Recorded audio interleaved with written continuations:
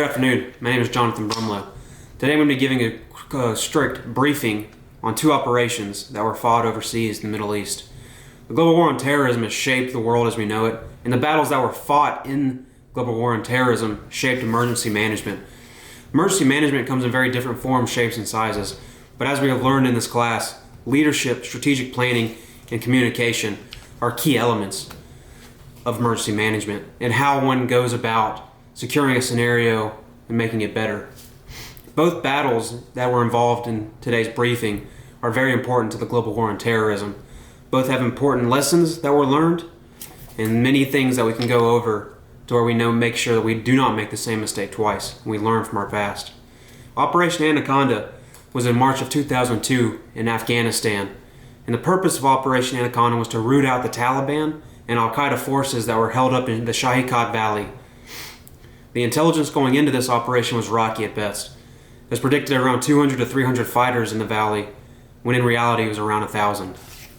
The leadership involved in this plan was Major General Hagenbeck, who was commander of the 10th Mountain, who actually also gained commandment of the 101st Airborne Division, 3rd Brigade, Rakkasans, and that was the unit I was in while I was in Afghanistan.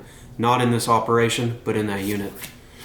Leadership was tested almost immediately because of the number of fighters that were in the valley, and the local militia that were recruited to be the spearhead of this battle actually fled on the first day of battle. So leadership was tested immediately with this, and Major General Hagenbeck had to actually come in and provide air support in order to save his troops that were in the valley stranded. Airstrikes were a huge issue in this battle. The Major General, he did not have commandment of airstrikes. He had to actually request all airstrikes coming in and out, and it was a major issue, and the soldiers in the valley actually suffered because of it. But Major General Hagenbeck didn't give up. He fought hard, and he got control of airstrikes that were in the valley, and he was able to utilize those immediately whenever he wanted to, after he fought hard to get them. The strategic plan for this operation was a two-stroke plan called Hammer and Anvil. The hammer of this plan was the local militia that was hired on to come into the main valley through the ground on vehicles and create direct fire against the enemy. The Anvil was the 10th Mountain Division and the 3rd Brigade 101st Airborne Division. They were going to be placed around the sides of the valley, up on the hilltops, to make sure that the Taliban and Al-Qaeda fighters couldn't retreat out of the valley. And there was no attempt inside of the strategic plan to get control of air support prior to the first day of battle. The communication plan was not good. As I said, airstrikes were a huge part of this battle that did not take place. Air support was commanded in the Persian Gulf, and the mapping on the ground of the fighters, of the soldiers, were also rocky at best. They were not good. They were out-of-date maps, and the airstrikes were getting off their mark, leaving many fighters still on the ground and fighting against our soldiers. The media coverage of this battle did not go well either. It was no surprise to anybody when top officers of the battle decided to go out in public in the media, and they made it known that the airstrikes that did not get on the ground were an issue, and it needed to be fixed immediately. The failure in communications was something so great, so terrible, that the Department of Defense actually had to come together and they had to make their own enhancements in Joint Command in reference to airstrikes. Towards the second day of battle, when airstrikes were the problem, that's when Major General Hagenbeck got control. And the troops were able to root out the Taliban and Al-Qaeda fighters inside the valley and declare victory on the day. Next, moving on to Operation Vigilant Resolve, which occurred in early of 2004 after Operation Anaconda. The purpose of this operation was in response to Blackwater hangings that were across the Euphrates River in Fallujah. Blackwater contractors were in Fallujah doing operations covertly when 4 of them were captured by a violent mob, mainly made up of insurgents. The bodies were desecrated, hung, burned across the Euphrates River. And this upset many people and actually started this entire battle. The purpose of it was to deny insurgents sanctuary in Fallujah. This was also called the First Battle of Fallujah. There are more to come. Leadership in this battle probably the best that's ever been, Major General James Mattis. James Mattis is one of the greatest commanders of the Marine Corps that we have ever seen. He was relentless. His skill and tact and leadership is unbound by anybody else. He immediately had setbacks when he recruited 2,000 Iraqi soldiers to be involved in this battle. And just like in Operation Anaconda, they abandoned them. 2,000 Iraqi soldiers abandoned the lines, and even some of them joined the insurgency themselves. And this was a major setback that Major General James Mattis had to overcome, just like in Operation Anaconda. So he activated a new group. He activated a new 1st Marine response unit to come in and actually replace those.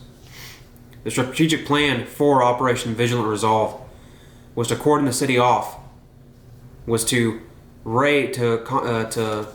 put raids through the city in order to to get out and to kill as many insurgents as possible inside the city. And in phase 3 and 4, was to attack and seize hostile sectors throughout the city, killing as many insurgents and denying them safe haven in Fallujah. Air support was heavily relied on in this battle. There are many lessons learned in Operation Vigilant Resolve that come from Operation Anaconda, and air support is one of those. The fighting in Fallujah took place in narrow streets and hallways, very much not alike Operation Anaconda, which was in a huge valley, spanning across miles and miles of wood lines. Major General James Mattis, one of his main goals in the strategic plan was to put an Iraqi face on this battle, which is what the 2,000 Iraqi soldiers were supposed to be. He wanted to make sure that the people of Fallujah were getting met on the battlefield by their own faces and their own people, in order to make sure there was a peaceful transition of power over in Fallujah to the Iraqis themselves. But this didn't happen. Throughout the battle, the Marines were relentless in going through the city. They were killing as many insurgents as possible, and they were moving quickly through the city. Ultimately, a ceasefire took place, where Ambassador Bremer had negotiations because of international pressure in Fallujah, and he met with top council of Fallujah. Ultimately, the strategic plan changed, and they were going to hand over the city to what was to be known as the Fallujah Brigade. The Fallujah Brigade was not a great brigade. It was made up mainly of Saddam Hussein's old soldiers. They were made up of people that weren't trustworthy, who couldn't be counted on. Nothing that should be handed over at all.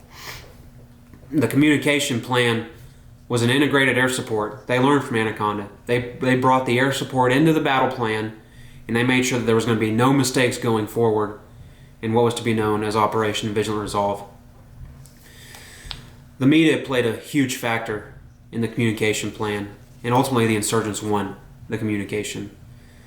They were able to provide propaganda of war atrocities and criminal behaviors from the Marines.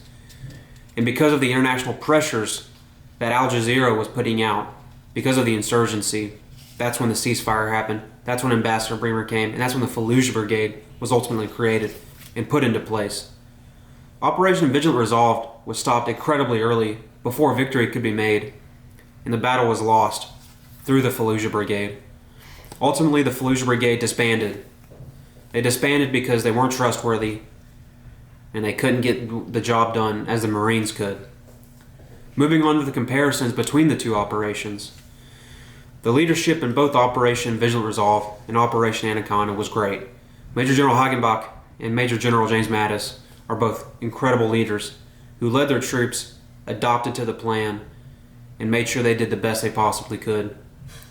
In Operation Anaconda, a militia was counted on heavily in the strategic battle plan. They lost the first day, retreated. In Operation Vigilant Resolve, Iraqi soldiers were relied on heavily and retreated and were lost that day too. As lessons were learned, you cannot trust the local militias to do what needs to be done in order to secure a victorious battle.